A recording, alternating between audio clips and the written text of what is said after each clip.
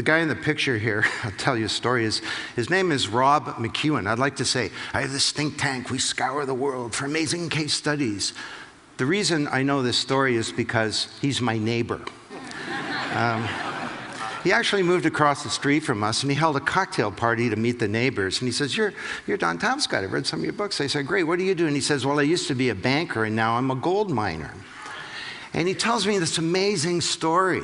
He takes over this gold mine, and his geologist can't tell him where the gold is. He gives them more money for geological data. They come back. They can't tell him where to go into production.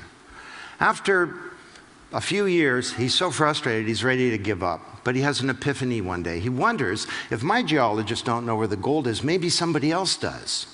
So he does a radical thing. He takes his geological data, he publishes it, and he holds a contest on the internet called the Gold Corp Challenge. It's basically $500,000 in prize money for anyone who can tell me, do I have any gold? And if so, where is it?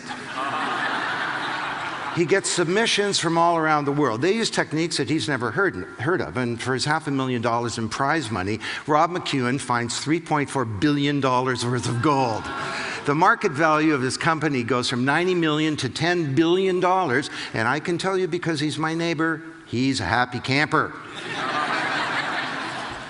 You know, conventional wisdom says talent is inside, right? Your most precious asset goes out the elevator every night. He viewed talent differently. He wondered who were their peers. He should have fired his geology department, but he didn't. You know, some of the best submissions didn't come from geologists. They came from computer scientists, engineers. The winner was a computer graphics company that built a three-dimensional model of the mine where you can helicopter underground and see where the gold is.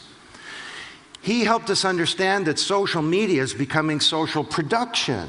It's not about hooking up online. This is a new means of production in the making. And this idea agora that he created, an open market agora for uniquely qualified minds, was part of a change, a profound change in the deep structure and architecture of our organizations.